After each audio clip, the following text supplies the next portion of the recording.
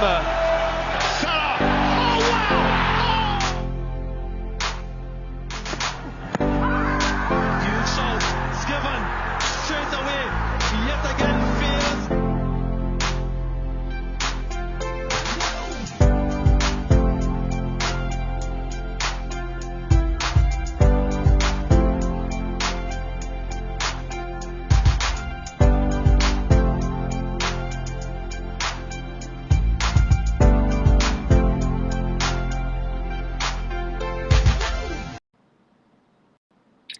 Hello and welcome to the Dugout Podcast. I am your co-host Andrew, and I'm joined by former Barbados youth team player Demar Evening. Demar, welcome to the show. Thanks, Andrew. Nice to be back. Yeah, it's been a while, and you have certainly been missed. So, Demar, um, this is the first show that I'm having since the World Cup began, right? And as I was telling you before we came on stage, I want us to be as natural as authentic as possible, give our honest views on this World Cup and on the issues that we have at hand. Just to give a quick rundown of the agenda, but because I want to be natural, you do have scope to veer off a little bit if you think of something that is relevant. So we can start with obviously the World Cup rule changes that have been implemented so far. Then we're going to look at who has impressed in terms of the teams. But if you want to mention players, that's fine by me as well. And then lastly, we can talk a bit of Portugal because I guess it has been kind of a hot topic about whether or not Cristiano Ronaldo deserves his place in the side. So let's start with World Cup rule changes. And Demar, I'm going to give you the first word on this. The hydration breaks during this tournament. So I think there's a case where two things could be true at the same time happening because on one end they're saying it's been done before due to the weather. So if it's really hot, whatever the case is, you give him a chance to get a drink of water. On the other hand, though, people are saying, well, yeah, we know that that's true, but no, they're implementing it for every game, regardless. So people are saying that is a good chance for advertising. And even if you're watching at home, you'll realize in the break, you will see that ad just come on. There even was a case where the ad went on long after the game had started back.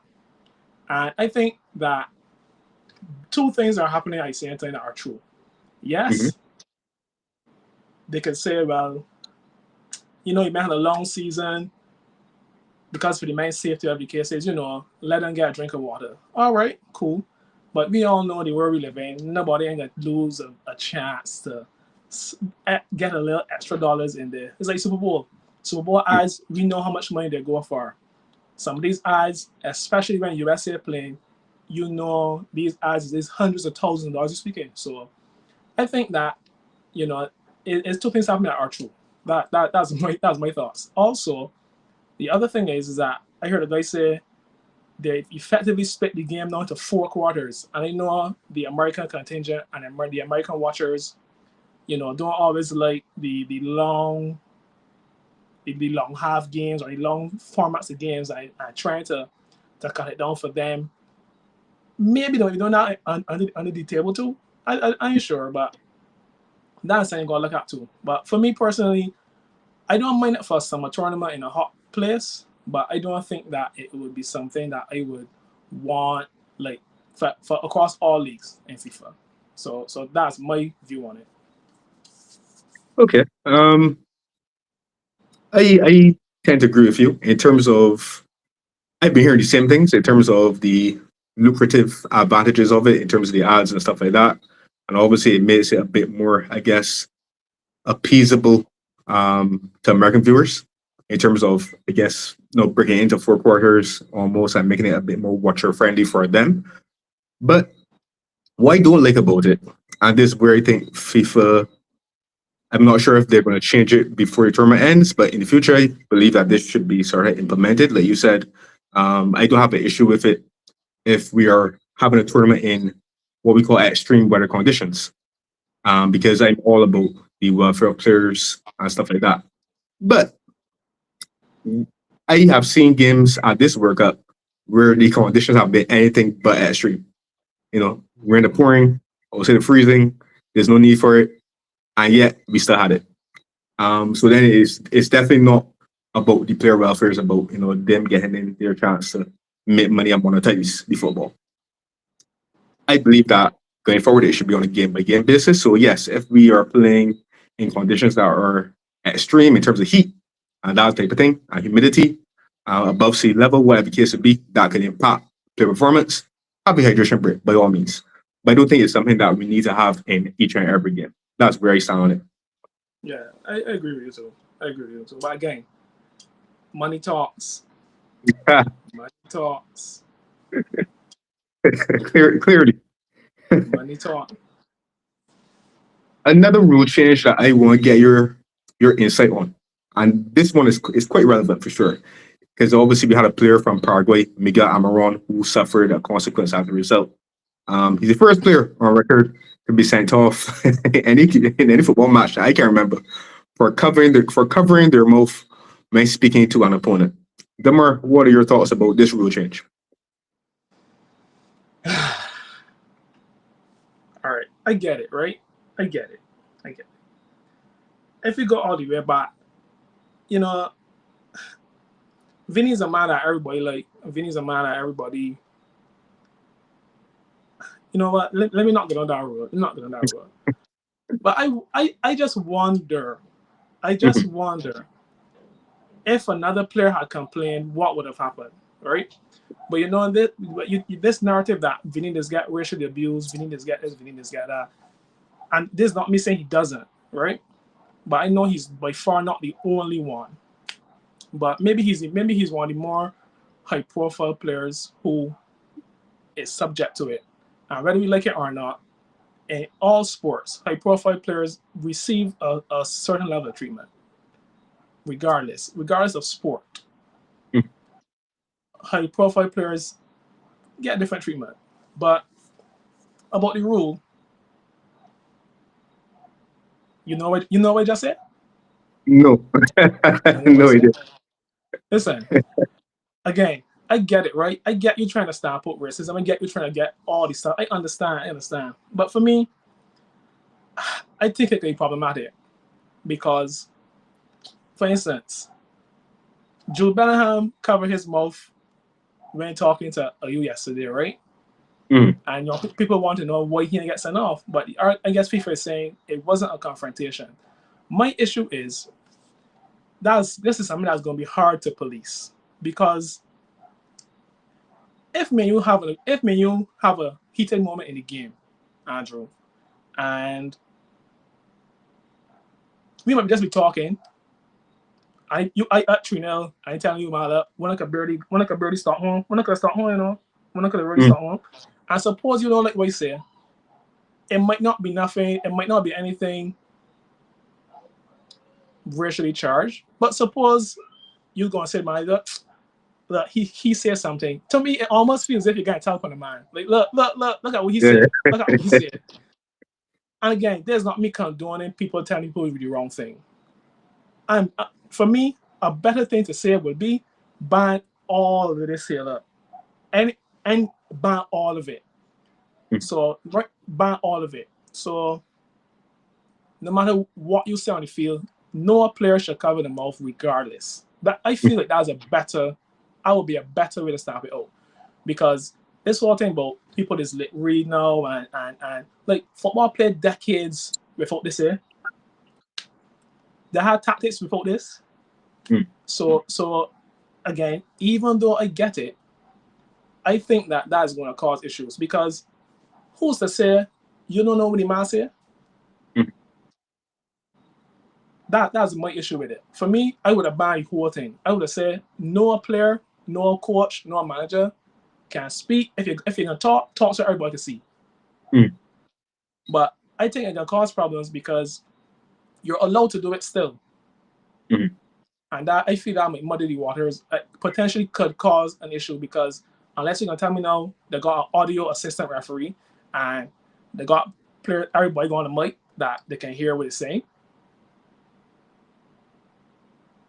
That's my thoughts. Let me hear what you want to say. Well,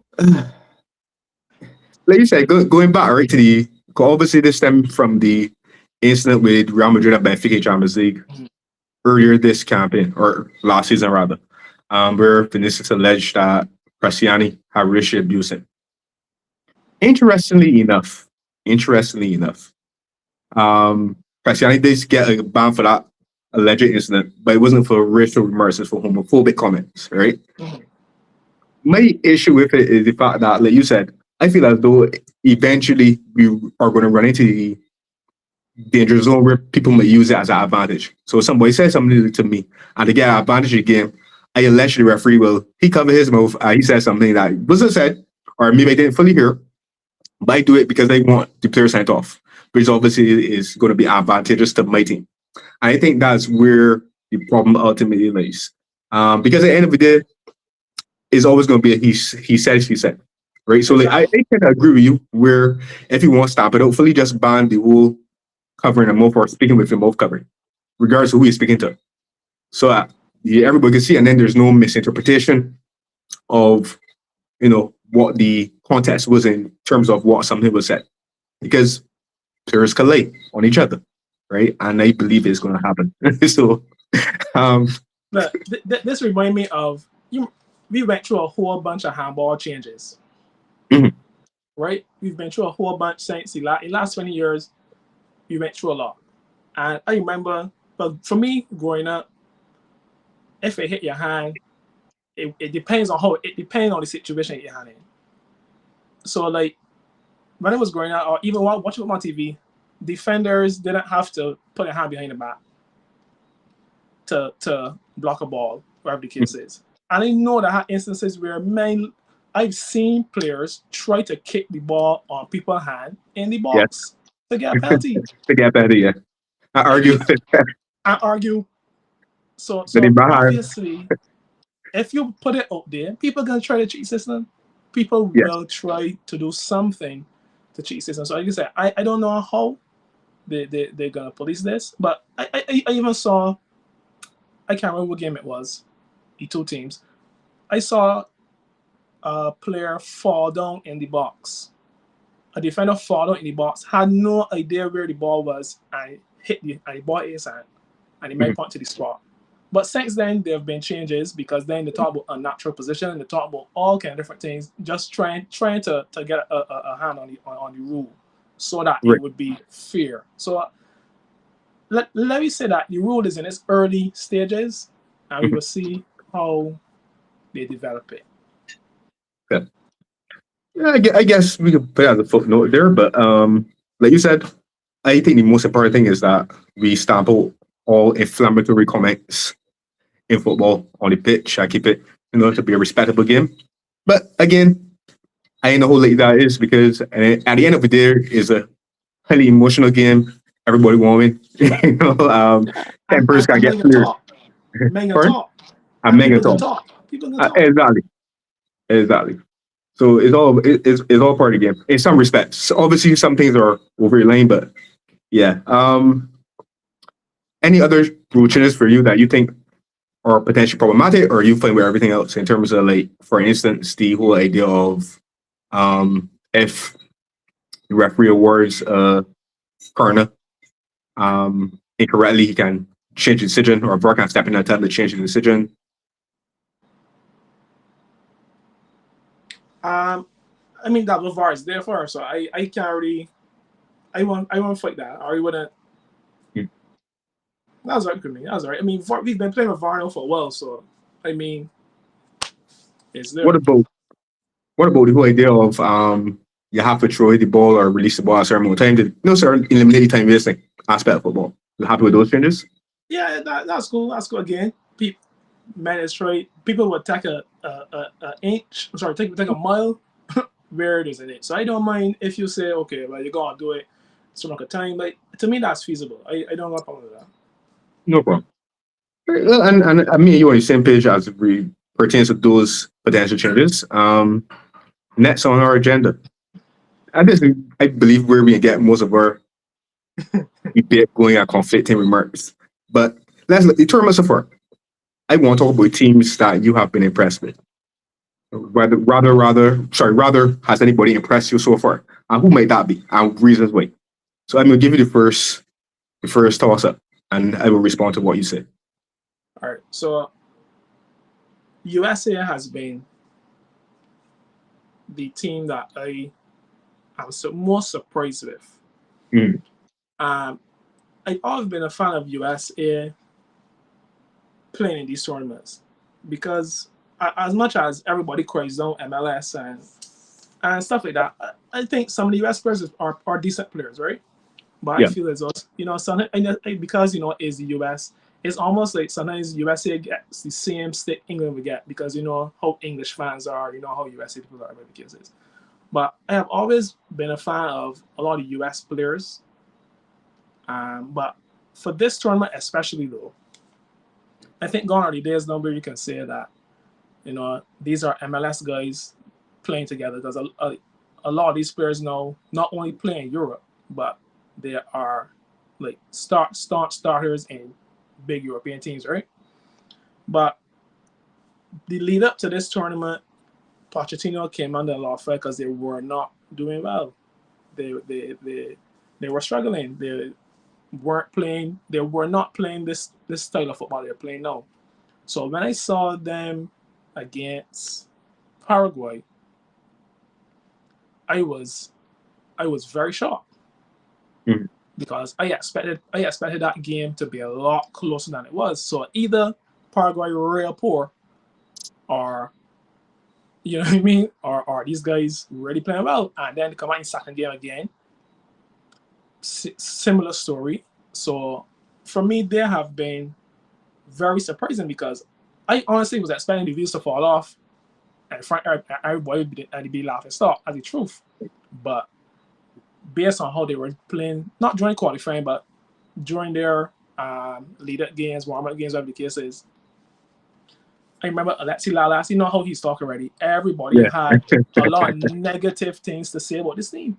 But to see now the way how they're playing is almost as if Pochettino was like just sitting down waiting. So for me, they have been the most surprising team so far. Hmm. Interesting. Um, well, in terms of surprising, so I'm not gonna go with impressed just yet. I'm gonna go with surprising just to respond to your comments.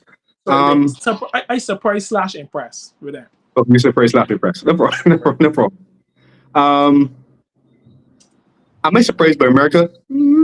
Yes, pretty much for the reasons that you said. I think that talking to like what I would consider to be casual football fans, because none of got football fans that watch football every 4 years for the World Cup and not really outside of that. Not shade being thrown, just in reality. I think that the perception of America is that they're still a scrub site in terms of, like you said, they call football soccer. They really know much about it. We don't expect much from them. And like you said, most of the players are the domestic league MLS has improved a lot over the recent years, and a lot of the players start in Europe as well. So I think that they've come a long way. So, but I said I was not necessarily expecting them to beat Paraguay so emphatically, for example. So I guess America has surprised me, but a team that I'm really surprised by is Japan. I think Japan is playing some wonderful football in this group stage, and I think that Japan might be a team to watch out for. I don't think they'll go all the way necessarily like a semi-final or a final, but I'm saying I think that they're a side that could definitely put out one of the more fancy teams. Yeah, that was my number 2 team. Sorry, on number 3. Japan was on the list for me for sure. Again, the Blues, they have always been, have some teams that even almost every year, or every 4 years rather, excuse me, they show up and again, they don't miss the World Cup, and they almost always get the group. Mhm. But I was really, really impressed with Japan. And even to some extent to Korea. And the way how Right. Korea have been playing. And again, these are the teams that the average person probably ain't gonna be looking at Japan unless they're playing somebody big. And then you will realize that, hey, with these people in pushovers, and I'm really looking for to see who Japan has to play. Because like you say, Japan is looking like they got the potential to really put out somebody. Yeah. I'm sorry. I go. Give a little push, Dummer, in certain direction. In terms of the expected winners, we had this conversation before the tournament started, but I just wonder if your opinion has changed. So again, we're still on who has impressed, but from the supposed big teams, let's say the Right. previous winners, the previous World Cup winners, and maybe some finalists that have been there before. So we talking about our France, or Spain, or Germany, or Argentina, Brazil, England, Holland has been finalists before. Let's join Portugal for argument's sake. Anybody? Who do you think? Who do you see going all the way? I can tell you who ain't going all the way. All right, tell me that. Brazil ain't going all the way. Oh, gee. Brazil ain't Okay. able. Brazil ain't able. Okay. Let me hear. Brazil ain't Wait. going all the way. I am not a fan of Spain right now, Mhm. and I don't think that. I don't know if I don't think Spain can make it all the way either. Portugal, I'm not a big Portugal fan, but Portugal has a very strong team. Mhm. I know we can talk about Ronaldo afterwards, but Portugal could get there. If you look at the team on paper, Portugal can get there. France can get there. I'm a France supporter, but if you look at the France players, the season they just had, like that's almost a no-brainer. France could get there. And not only they've been to the last two finals, right? Yeah, last two. Yes. Yeah. Last Right. two. Yeah. The last two finals. France could get there. Germany, I get what I know Germany Nagelsmann start over and bring in a lot of younger players, right? But I am not certain that they could, but I don't think so. I think that they're young and they're okay, but maybe another 4 years. I don't see them going all the way. Netherlands has also been a surprise for me too. Interesting enough, but no, not for me. Mm. You mentioned England.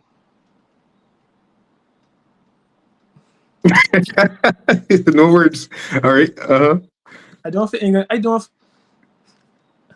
I know we could talk with the England controversy and leaving who on certain people. We could talk with that, Right. but I don't think England can get to the final. You call somebody else too. Call somebody else. Did I call Argentina? Or you mentioned Yeah. Argentina? So I think France can get there. Argentina could get there. Mhm. And this is outside of the Messi factor. Even though Right. obviously he's the leading player, but again, one of the reasons why I like Argentina, and I've liked them from way back still, Argentina always plays an attractive football, but they know when to turn it off if need be. So Argentina don't always be pretty, but they get the job done. And I know people believe that, that FIFA have gifted the Messi the World Cup and they're trying to gift him it again. But I think to say that is to really diminish. Argentina has a lot of good players. It's not just yes, obviously he's the focal point, but there are other players that pull their weight in the team and play well. So when I talk about Argentina, I talk about Argentina as a unit, not just obviously having him in the team is a huge plus, but there are other players who are very good players. But I know Brazil can't make it. All the Brazil fans are sorry. I am sorry. All right. Brazil can't make it. All right. So I get all right. Thank you for bringing this down this lane. I can start with Brazil first because we had a nice argument about Brazil before the tournament started, where I said that I rate Don Carlo. For anybody who don't know who Don Carlo is, that's the manager. And you said to me, I sure think he can football. He can't No, got he play for don't them. play. Andrew, he don't play. Brazil show Honestly, you. right? Brazil show you every. Sorry, not say everything. Mhm. Brazil versus Morocco showed you Brazil. Here's Don't the talk. problem with that. Right? I didn't get to watch the Brazil Morocco game, but I heard the performance was lackluster. I saw the first half against Haiti, even though there were 3 goals up. I wasn't too impressed. I felt as though it wasn't necessarily a fluid, cohesive performance. I watched most of the game, but this evening against Scotland, I think that's been their best game so far. But then again, Scotland has been poor in possession, not okay possession too, but Scotland had a poor game, right? So I'm not sure how much we can really read into that performance against Scotland. But what I would caution you tomorrow, this all I would say about from Brazil is that in nature of this tournament being 48 teams for the first time and having a whole extra round, more games to play, it almost lends credence to these slow burners. People that can find a way as the tournament gets to the latter ends. And I wouldn't rate them all. I don't think they'll win, but at the same time, I wouldn't like, half my head write them off just yet. I know what I tell you. I Andrew, still believe. I still Andrew, believe. Yes, please. Andrew. Mm, Oh, that's a very good point. That's a logical point, right. right? Who in Brazil team Mhm. got slow burn? Who in Brazil team improve getting better as the games go by? Well, I Besides think the midfield. besides Vinny and Mhm. besides probably Cunha, who is You're getting better? correct. I think okay. So I think Vinicius and Cunha could get better with games, right? I think the midfield structure in terms of how they work together as a unit could get better. 'Cause I think Guimaraes is a good player. Casemiro is a bit older, but experience could count in the knuckle rooms because knuckle football. Um, Paqueta, a little iffy. I think the youngster on the right had a base season this year at Bournemouth. Obviously, he only come up ascending, but we'll see how that goes. Have you said, remember I saw you in Marseille, they said to you that Neymar met the squad, and you said no. I said, Neymar can Neymar. Neymar came out of it. I think Neymar, I think Neymar as a second half weapon in certain games, Neymar can still hold up the football, Neymar. No shit, either disagree? I didn't get the second half of that game today. I wish you would send me to go and watch second half now. 'Cause I actually want to see how he plays. I Mm, actually will see how he plays. Again, the thing about this football is that Brazil are going to look superior against Haiti and Scotland. right. If they had struggled to beat those teams, then you know for sure, second round. Mhm. But and there's not me saying that they're not. I ain't saying that they're gonna not make out with the group. I ain't saying, but I don't see them going down in integrity. I don't see them going down in there because and I start with this almost every 4 years, but the Brazilian players that I have now. These guys are okay. I heard you say Bruno Guimaraes is a good player. Mhm. He's okay. To me, he's okay. And there are better midfielders and teams. I watched that Morocco game. Morocco had a 17-year-old or 18-year-old playing in the midfield against the three of them, and they Mm, couldn't even touch him. They couldn't get close to him. He ran the entire game. That was an 18-year-old from Morocco against all the big name players, all the fancy people. So mm. again, my my prediction, not prediction, my maybe I just had the word. When Brazil Expectation? plays somebody, yes, expectation. When Brazil plays somebody of worth, again, I believe they're gonna lose. Okay, wait. I can't believe that you got me here defending Brazil. But what? Okay, that might be my suspicion. I'm not going to say expectation. That might be my suspicion as well. But what I would say is that this tournament lends to building. And I believe, we don't know who they're going to play round 32, but I believe if they get a favorable draw and the more games they get, I believe the further they go in the tournament, the better they will get. So I believe the longer they stay in tournament, the more dangerous they get. That's me. That's what I think. Okay. If Brazil plays somebody, I don't see Brazil playing somebody higher than them. Mhm. Okay.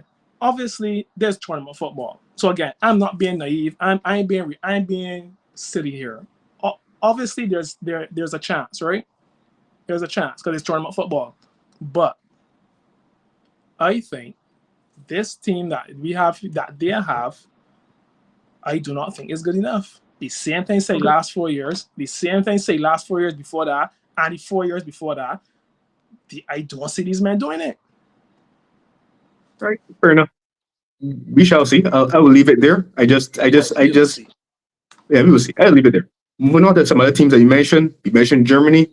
I tend to agree with you. I think Germany have made good progress. I was impressed with them at the last European Championship. I think they're making good strides. But again, I think this tournament might come a bit too early for them. So I think in 4 years' time, you might really see a Germany that we then expect to come and really contend or fight for the title. Netherlands have been playing good, but for some reason, I feel like Netherlands missing that special player that puts them over the top, and I feel as though that could be an Achilles heel at some stage. Um, Argentina, I agree with everything you said about Argentina. They have impressed me. They're my second favorites to win the whole thing. I think that they have many facets of their game. So as you said, they're very good at attack. It's not just Messi, although Messi is the focal point. It's not just Messi. The midfield is very, very competent and strong, well balanced. And then I think the defense can struggle in certain games, but because of temperament of certain players, somebody center backs can be rash. But I do believe that they have different facets of the game. So they're going to play a try of football, but they can also have games where they can dig in, right, and stay in games and allow the bring in some Messi or somebody else up front to win a game for them that maybe they may have a second best in. So I expect Argentina to be a very difficult team to beat. France has shown that they can score at will when they're ready. Mbappe look hungry. Mbappe look hungry and he look determined. So that's like a bad omen for the rest of for the rest of us. He look like he come to mini workout along with Messi. Playing with us early. Intact. And I believe that France has shown that they can turn it on in low bursts. I think my word with France in previous tournaments has been at times. I feel that you guys kind of like let your standards drop a bit and start like getting a little and don't really kill teams off or push on when you all should. But in this tournament, for some reason, I see the vibe seems to be a bit more focused and a bit more determined to go and win it. Going back to somebody that surprised me that you didn't mention though, when you were talking about surprise packages. I think Norway has been a bit of a surprise in terms of how well they're doing so far. Good attack, good proper players coming through. I just give them a little honorable mention. You mentioned that you don't think England will make it. Unfortunately, I want to talk about England. All right, I can give my thoughts. Because everybody was saying how good England was playing, but then now you come and you draw against Ghana. So people say no, you can't blame Southgate no more. So let me hear you. All right. So my assessment of the Ghana draw, right? Ghana get the tactics right. I thought Tuchel got set up wrong. Ghana got playing a 4-5-1 shape, and I did think right. I need to almost like compare this to Spain because Spain get a lot of flack for drawing with Cape Verde, although it's two entirely different performances. Because of the Spain draw, Spain created a numerous amount of chances, but just didn't convert to keep out a really good game. That's not the same with England against Ghana. England struggled to create clear-cut chances in abundance. But I think people sometimes underestimate how difficult it is. And you as a Barca fan, you will know this because most teams set up against you to play a low block and frustrate you for scoring.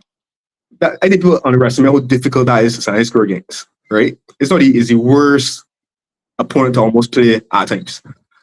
But I think England setup was wrong. I think in a game like that, I don't think England necessarily needs two holding midfielders. And I thought Tuchel could have taken off either Rice or Anderson a bit earlier. Madueke and Gordon had poor games, and he made the right changes. And you could almost see the difference when Saka come on, when Rashford come on. I believe. Go ahead. How on God's earth Saka don't? Why Saka don't start? Saka ain't fit yet. Oh, Ain't fit he's enough not for fit. Yeah. Oh, He apparently has a Achilles complaint. So Tuchel's been managing. So I think hopefully you could start in the whole room, but for sure he's not ready to start. Yeah, you know, he shouldn't even have been on the plane, but it is what it is. It is what it is. And I believe that I think Andy Gordon shows flashes of good play at times, but I think he's too inconsistent. I don't think he is the level of player that should be starting ahead of Marcus Rashford. And I believe that I hope that Tuchel will take this performance as a little bit of an insight, a little bit of I don't know, a eureka moment, and realize that he needs to play Rashford from the off. And if anything, let Gordon come to the bench. But yeah, I thought his setup against Ghana was wrong. I think you see the thing with me with England, because for example, even with Croatia, they struggled at times because they had moments where in the first half where they were struggling to actually advance the ball against Croatia, and then in the second half they did it with a bit more success.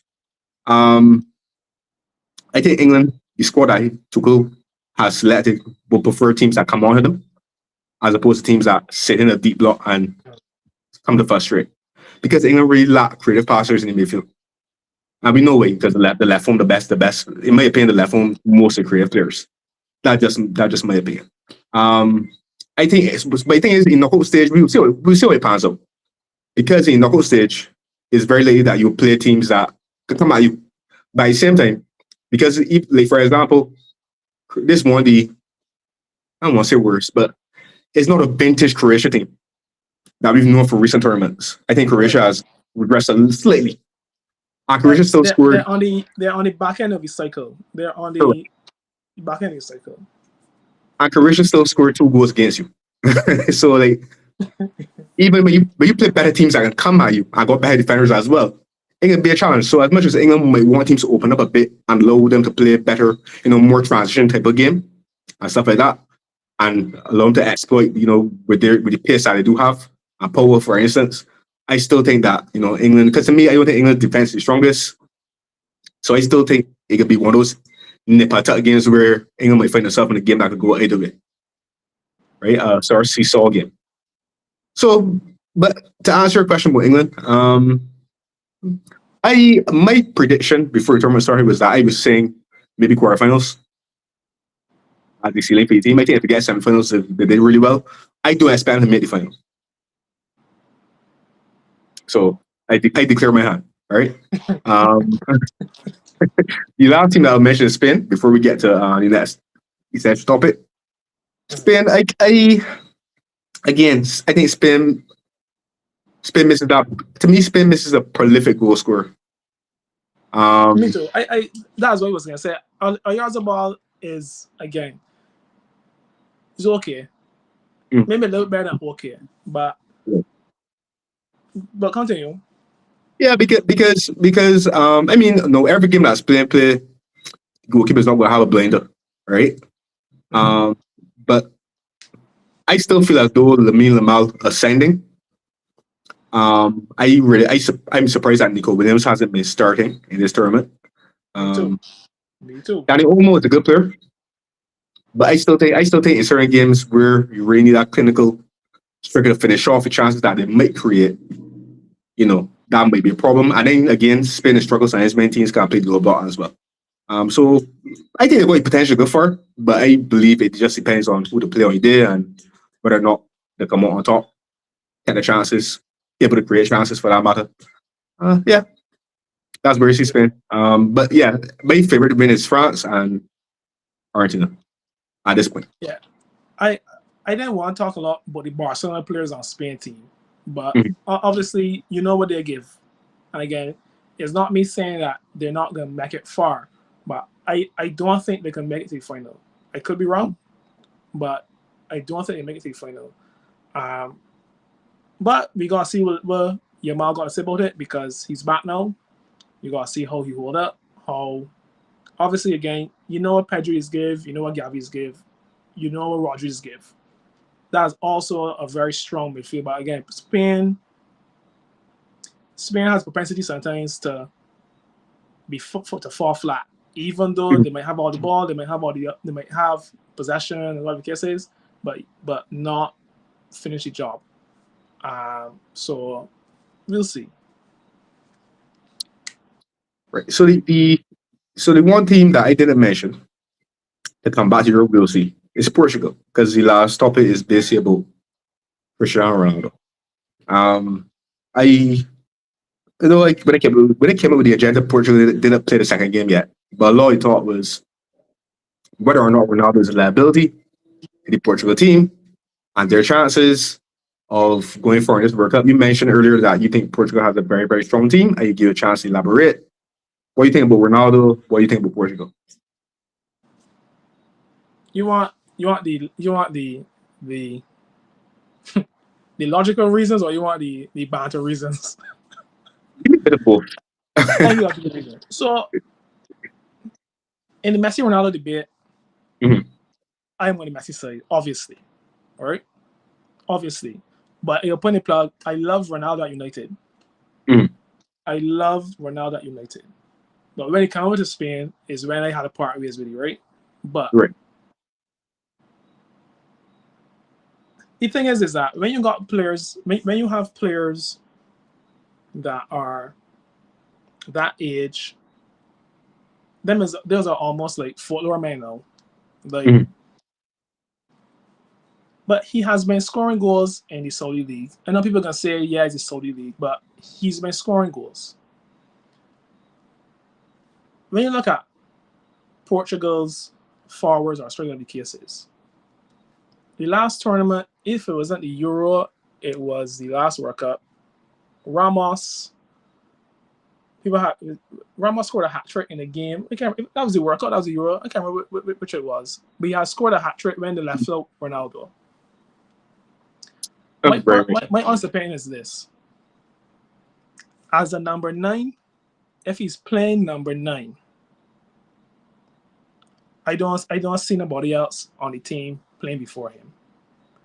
Given his ability and given his track record, I don't think nobody else should start before him. And not only that, as the captain of the team, I don't think nobody else proven.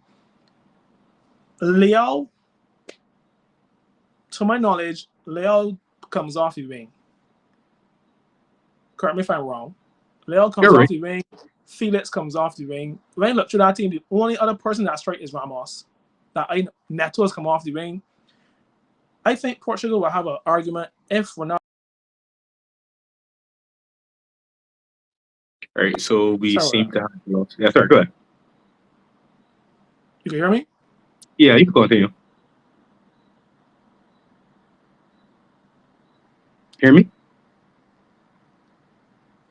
Yeah, you can hear me? Yeah, I can hear you. Are you hearing me?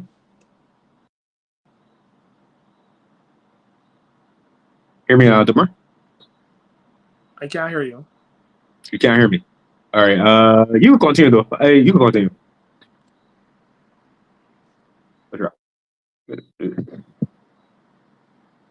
All right. So we seem to be having some technical difficulties. Let me just probably make a phone call back. Yes, Demar. You hear me now? You can hear me? Yeah. Okay. I can't hear you, but you can still talk. Yeah. I can't hear you anymore. Right. As I was saying, if they were playing him wide, I think you will have cause for concern. But as you say, he come back, yet he scored 2 goals. I think Ronaldo is too dangerous still if he's playing. And given the midfield that Portugal have, he is going to get service.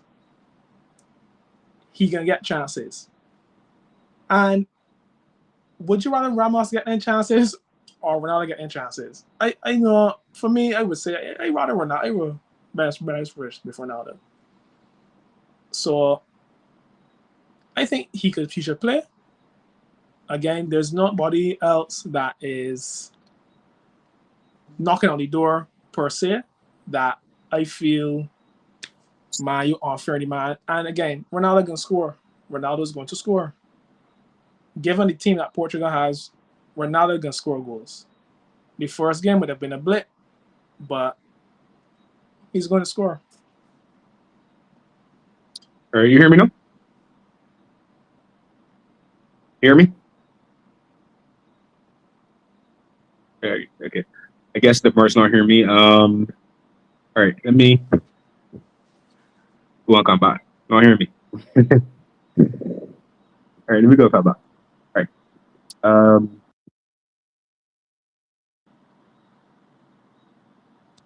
All right. So the mark can't hear me for some reason, which is very disappointing. I wanted to be able to come back. Actually, all right. Let me just talk. All right. So. Nah, but this don't work if you can't hear me. All right, give me 1 second.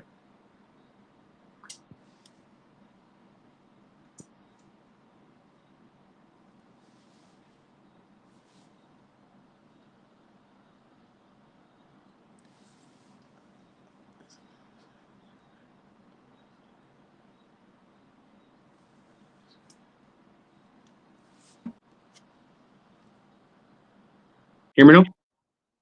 Yeah, I can hear you. You can hear me? Yeah, I can hear you. All right, good, perfect. Right, because I mean, I wanted you to hear me. I don't want to just talk and you don't hear me. Right. Right. Right. So, apologies if you about that. All right. So, I agree with everything you said about Cristiano Ronaldo. I don't think Ronaldo is the problem. I never thought he was the problem. Like you said, if Ronaldo is going to play number 9, play striker, nobody else should play ahead of Ronaldo because Ronaldo is a prolific goal scorer. Now, as you said, you started by saying that you love Ronaldo at Man United. I did too. Reason being, well, actually, no, I can't say I did. Let me tell you about. I appreciate her and respect Ronaldo at Man United. Right? Let me not misquote myself. I respect him and I appreciate him at Man United. Every time about the GOAT debate, I don't think there's a debate. I think that's people figment their imagination. It's clear as did that Messi the better player, but I respect Ronaldo. And this is not to say Ronaldo can't play. He's an excellent player, but he's not Lionel Messi. But going back to the Man U thing, and you could correct me if I'm wrong, I think part of the reason that you love Ronaldo at Man United was because at Man United, Ronaldo was a footballer. When Ronaldo went to Real Madrid, he's still a footballer for the most part, but we know that in order to me, at least to me, in order to keep himself in the Messi GOAT debate, he might become a clinical goal scorer. A loafer, almost. A top-end boss. I won't say he was a loafer. I won't go so far. That man, the high years that the man become a loafer. Actually, right? I would make the argument that the man was well, maybe loafer a bit hard. But I would make the argument that the man was a top-end boss a lot of those Real Madrid years. When Zidane became manager, he started playing a bit more football. I know Zidane tell you, but he started playing a bit more football. Then as you get older, he gone back, especially now for sure. He's definitely, I would say, he's essentially a team to finish off chances.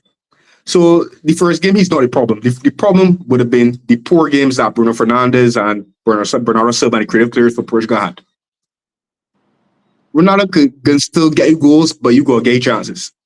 Mm-hmm. And you need men like Bruno and Bernardo Silva to produce.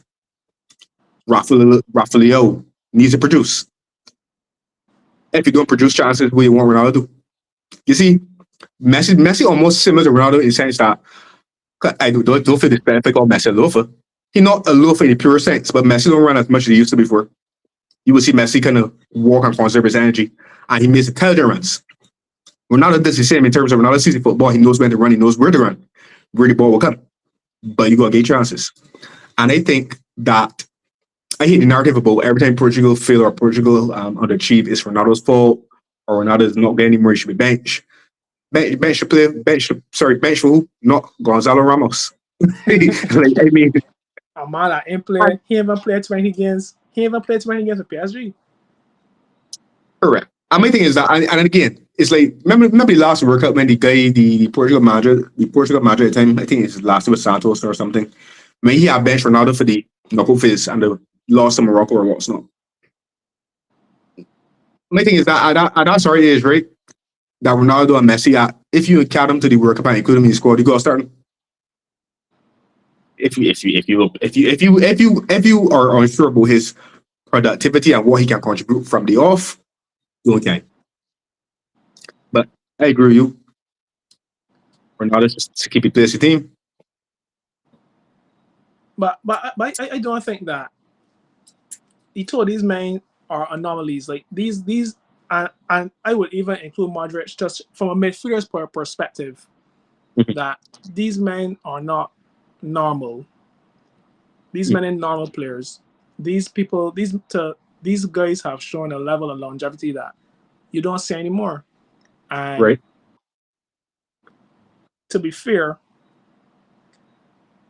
the problem teams going out with Messi and the same Ronaldo is, as you said just now, they're not doing as much work like before. But though some people might say, the real modern football is playing now, everybody got to put in the work. That's just how everybody got to press and everybody got this and whatever the case is. I think what helps Messi's case more than Ronaldo's case is that Messi still has creation in him. He still does create. Because Messi is a footballer. I think Ronaldo's love. Go ahead. Even me. I want to use that terminology.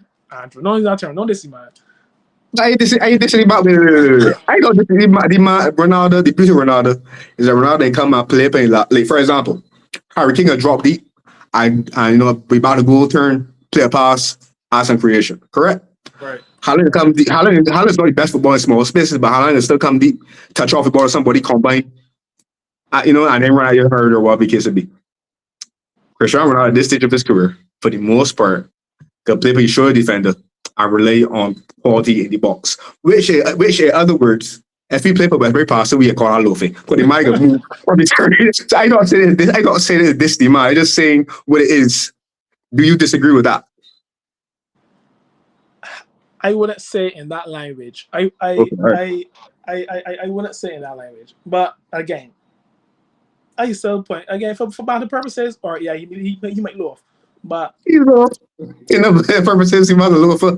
No, but go ahead. Sorry, go ahead. But I think there's where Messi has the edge over him for me. Is that Messi is not totally reliant on people.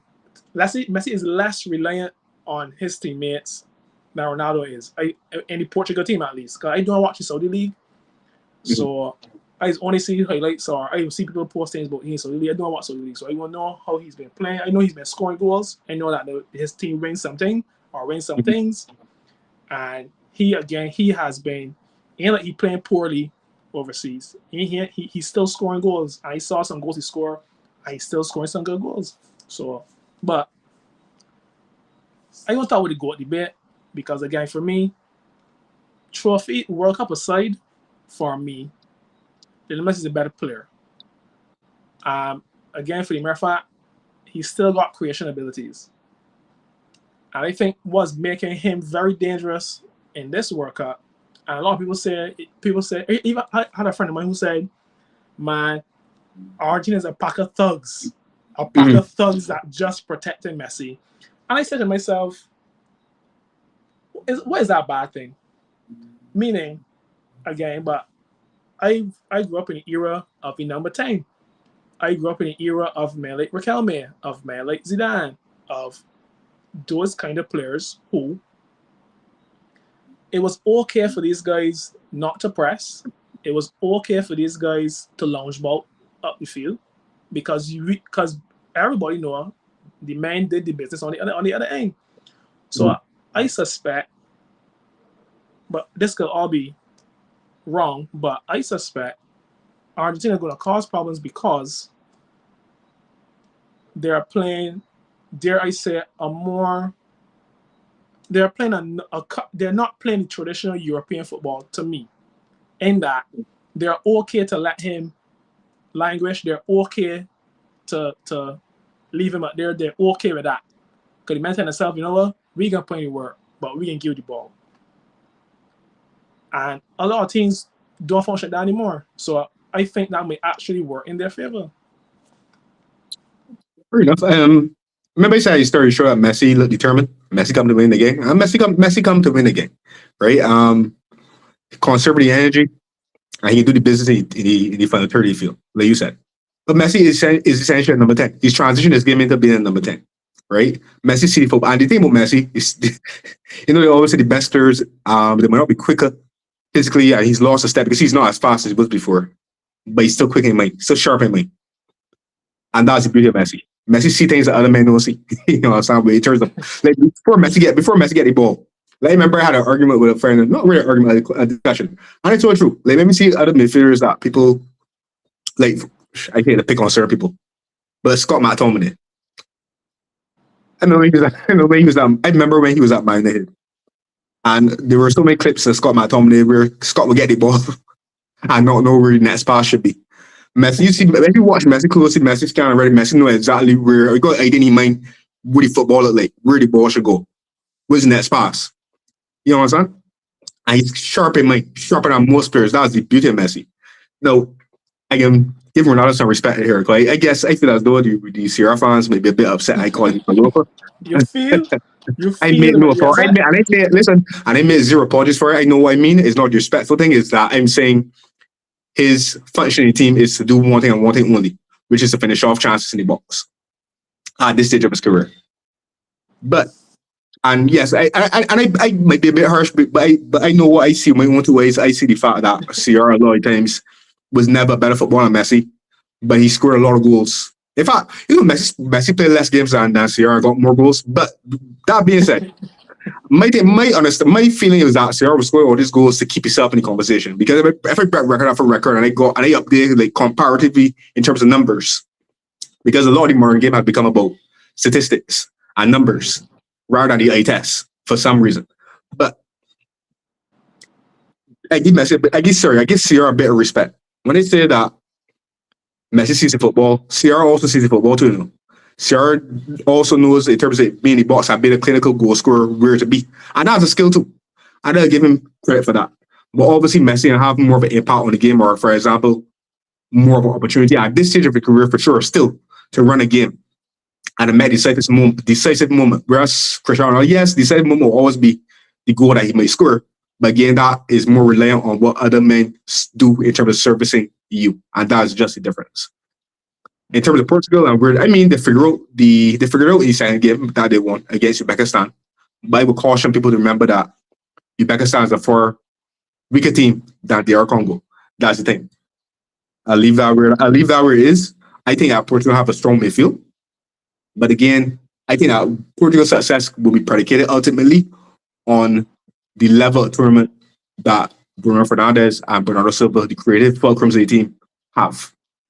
Because I don't really see Joe Neves and Vitinha as creative fulcrums. I more see them as almost like moderate tempo setters. They may keep the ball, they may, you know what I'm saying, sustain attacks to a certain degree. But they may really necessarily play the final pass or do that cute little something to open up a team. In my opinion. Yeah. So we'll see where Portugal lay. One more thing I want to touch on, Demar, before I let you go, and that is the African sides. Is there any African team that has impressed you so far, or you see going for? I think Morocco might be the obvious choice. Right. Other than Morocco, not really. Only Morocco. And yeah, only Morocco. Everybody else from Africa really has been pretty much the same. Ivory Coast.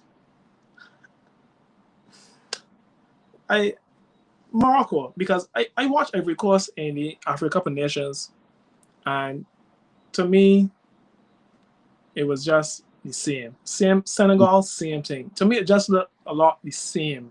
A lot of sameness outside of Morocco. Everybody else to me looks the same. And I know I didn't watch the game with Germany, I know people say they had chances of the cases, but again, these men in Drogba and them, and they have one or two players that are, popular players of the cases, but like even what Senegal played the other day, and Senegal were pretty flat, to be honest. And again, I think people, when you say things like this, people think that obviously they can get, like, football is playing phases. So like obviously nobody plays a whole game and don't get a chance. Or Right. so obviously they have players who could score a goal, whatever the case is, but generally speaking, I think Morocco have shown why they got to the final. I know the final was controversial, very controversial, but Morocco is one of the best teams in Africa, if not the best team in Africa, and they show it. And I'm talking only about the popular players like Hakimi and them, but there are other players in Morocco's team. They're playing well. So outside of Morocco, I don't see nobody else really. I can throw in my head. Not Senegal, not Ghana, not Ivory Coast, even Egypt. Mm. Egypt, but Salah again. Salah is on his last legs in a sense too. So even Egypt, I don't think could make it that far. But who else? Who else am I saying? Well, like, obviously not Congo. Not Congo, Cape Verde. But Cape Verde has been a spoiler so far. Cape Verde really, like you mentioned when you talk about Cape Verde. I didn't watch that Cape Verde Spain game, but when I saw the game drew, I said, well, Spain will get you a draw against a small team. If there's anybody going to draw against a small team, it could be Spain. Mm-hmm. But for one or two reasons, either, like you said, A, they had a lot of chances they didn't score, or B, the usual or the potential impotent display of just keeping the ball and ain't doing anything. But from what you said, the keeper had a really good game. But Cape Verde, I think, gonna continue to frustrate people, but eventually they're gonna probably be found out. Eventually. I agree. In terms of the African teams, really quickly, I agree with most of what you said. I think most of the African teams in possession are quite limited in terms of what they can do. When I say limited, I mean the likes of Ghana, Cape Verde, Congo, for example, even Egypt to a certain degree. I think the problem that Egypt and Senegal have, for instance, is that I think because you could argue that Senegal and Egypt have had the two best African players over the last decade in terms of Mane and Salah, but both of them on the back end of their careers essentially, right? What you call the last legs. The problem is that for both of them, they're almost playing like a facilitator role more so than just a goal scorer now, and they ain't capable to carry the fight on their own anymore. So Mane will still attract players at least one or two to kind of market and shut it down. Salah the same to a certain degree. But the other emerging talents in the team, both Senegal and Egypt, got a tendency to fluff the lines. I'm talking about Omar Marmoush and Nicholas Jackson and Ismail Assar. I remember, right? I would always say, I remember 4 years ago, England versus Senegal in the last 16 of the World Cup. And Marissa Chandler had an argument with me, telling me that Senegal could beat England.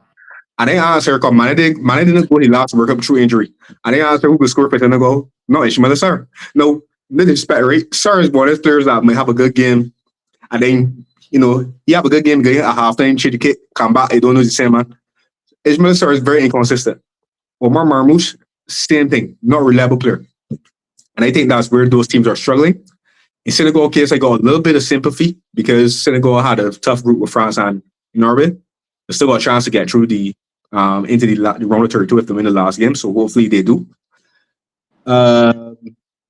Morocco. Yeah, I think they seem to be the best equipped, best well-rounded African side. Dangerous opponent.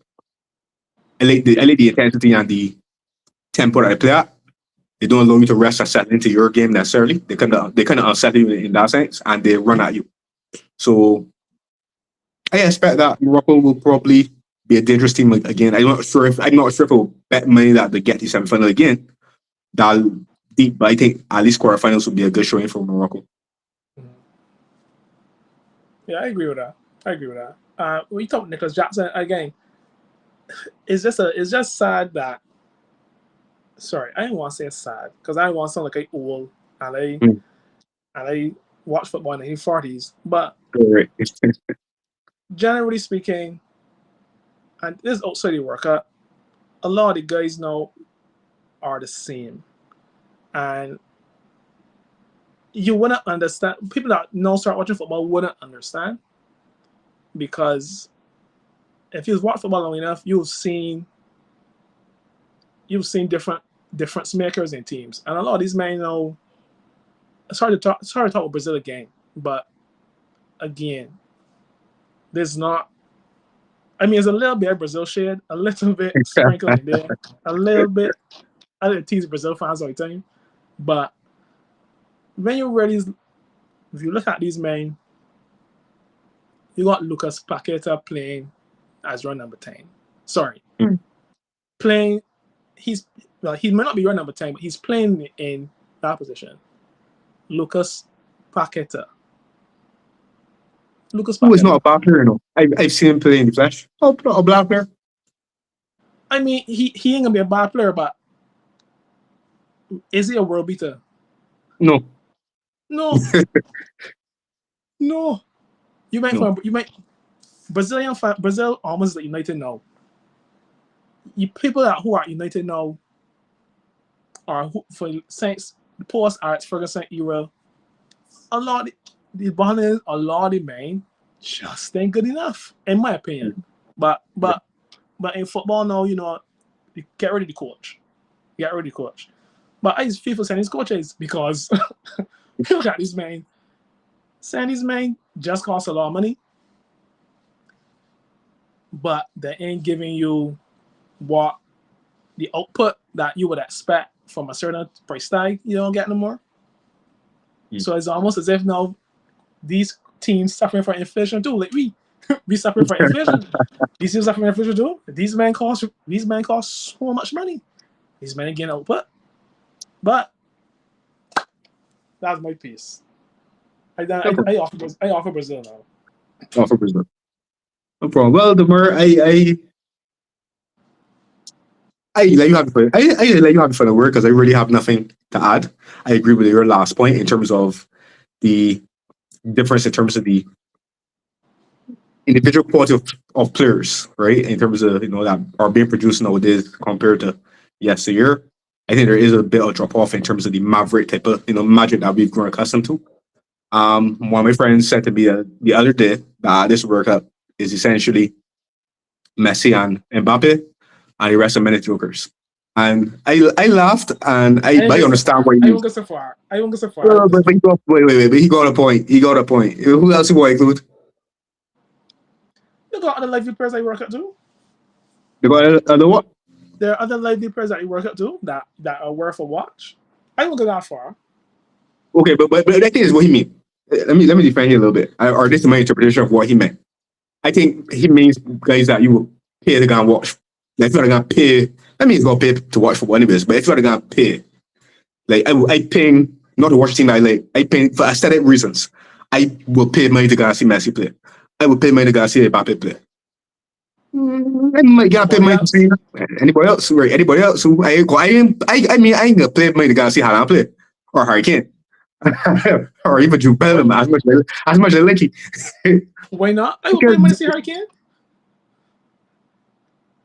In terms of football and technical ability, in terms because it's a star, but not for aesthetic pleasure.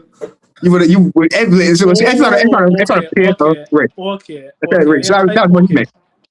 Oh, he talking about. Okay, I get it.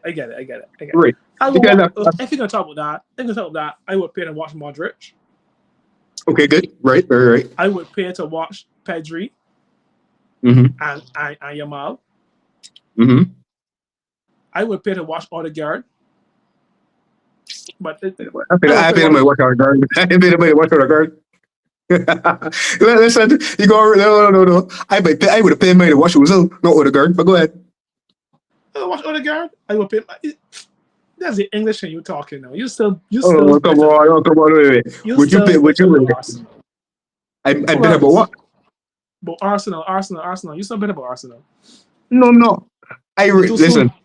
Listen, no, even like too soon. I was listen. I didn't want Arsenal in the league, but I would never ever be bitter about Arsenal because Arsenal has nothing that I would. Well, I need to go to Premier League trophy right now, but in general, Arsenal has nothing that we as Liverpool fans would ever want. You know what I'm tell you? Nothing. Go ahead. But I would pay to watch Olise. I would pay to watch Vitinha. If it again, I can I like midfielders, so I can watch midfield players. Right. I can watch that man. But if you're gonna say they ain't got no Wowza people, I guess I understand that. But that's the era that we in. That's the era Right. that we're in. He was talking about entertainment and being entertained, right? Who would entertain him, and I get what he meant in terms of. And honestly, for me, some of the names you mentioned, I can see myself paying to watch And you watch Modric Vinny. for sure. You're paying to watch I Vinny would, play. I would watch Benito. Yes, I would. Listen. But this is some weird shit. It kind of is. Should I even say? I will say. Because we were all friends here, right? I would pay to watch Ronaldo play too, Cristiano Ronaldo, but not for being entertained because it's Cristiano Ronaldo. See the difference, right? Because Ronaldo ain't gonna do now with football. The IAC other men do. But that's what I mean. Men that, like for example, in yesteryear World Cups, you would pay to watch Ronaldo, you would pay to watch Zidane, you would pay to watch Pirlo, you would pay to watch Henry, you would pay to watch enough men do things that you don't see every day. That's the difference. But yes, Demar, Well, yes, go ahead. I say yeah, but again, let me not sound old and remember something past. But yeah, I get that point. But those days are gone. Those days are Yeah, gone. I agree. Well, Demar, it's been a pleasure. I asked for 45 minutes and I get 0 and 12. But I really enjoyed our discussion. I hope the viewers did as well. And give you a chance to plug yourself. So you want to tell people where they can find you on Instagram again? Just give some reminders.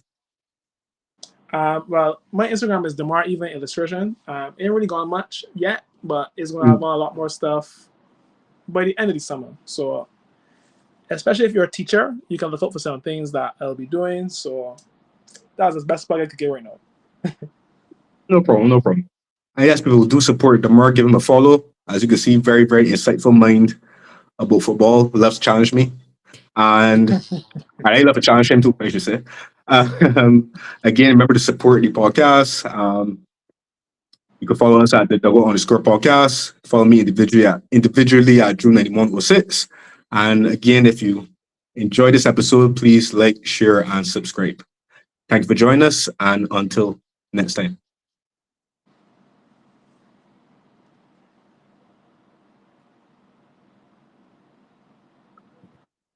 Alert.